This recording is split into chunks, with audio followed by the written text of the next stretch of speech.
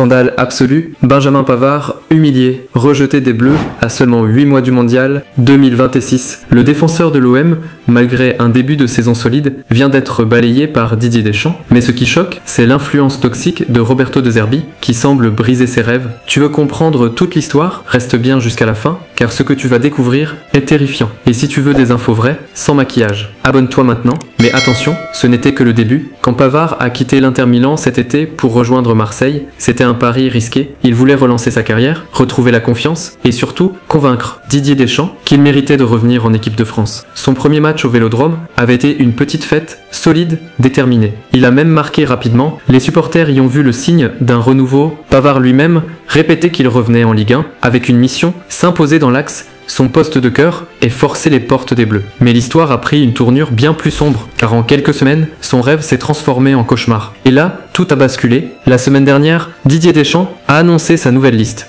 Le verdict est tombé comme une bombe. Pavard est absent. Pour lui, c'est une humiliation. Il avait quitté le confort d'un grand club européen pour se battre, pour montrer qu'il était prêt. Et pourtant, son nom n'est même pas cité. À 8 mois du mondial 2026, le message est glacial. Pavard n'entre plus dans les plans de Deschamps.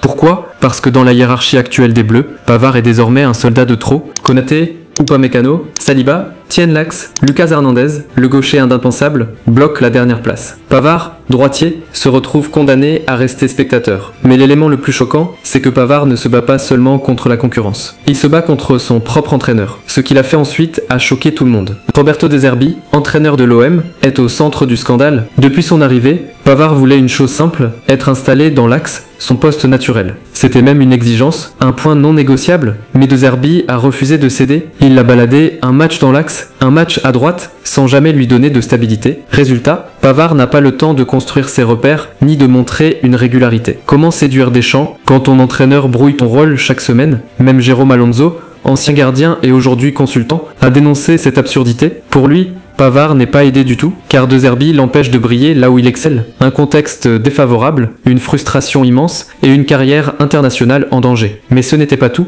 L'histoire cache une blessure bien plus ancienne. Souviens-toi, en 2018, Pavard devient un héros national avec sa frappe de légende contre l'Argentine. Pendant 4 ans, il est l'un des fidèles de Deschamps, mais tout s'écroule lors du mondial 2022. Face à l'Australie, Pavard est titularisé à droite, un poste qu'il déteste. Sa prestation est catastrophique. On l'a vu démotivé, éteint. Depuis ce jour, la relation entre Deschamps et Pavard est glaciale. Alors même si aujourd'hui Pavard joue à Marseille, même s'il essaie de prouver qu'il mérite une place en défense centrale, le sélectionneur ne lui pardonne pas. C'est une blessure qui ne s'efface pas, une fracture profonde entre les deux hommes. Mais attention, Pavard n'a pas dit son dernier mot. La réalité, c'est que la concurrence en équipe de France est monstrueuse. Konaté est solide à Liverpool, Upamecano reste incontournable au Bayern. Saliba impressionne à Arsenal. Et Lucas Hernandez, gaucher, offre un équilibre tactique précieux. Comment Pavard peut-il exister dans cette hiérarchie? À chaque liste, les places sont rares, les choix cruels. Et aujourd'hui, Pavard n'est pas 4e ni 5e. Il est relégué, oublié, humilié. Mais parfois,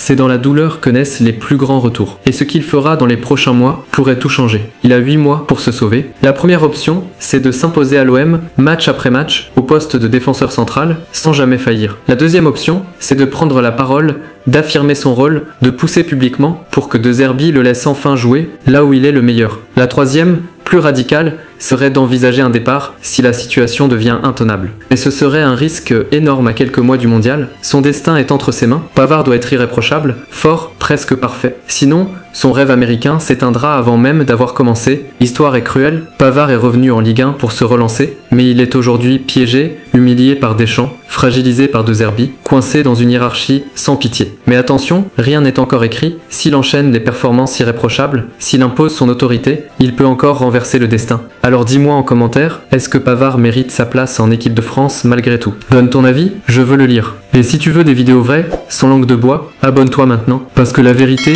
ici, on la dit sans filtre.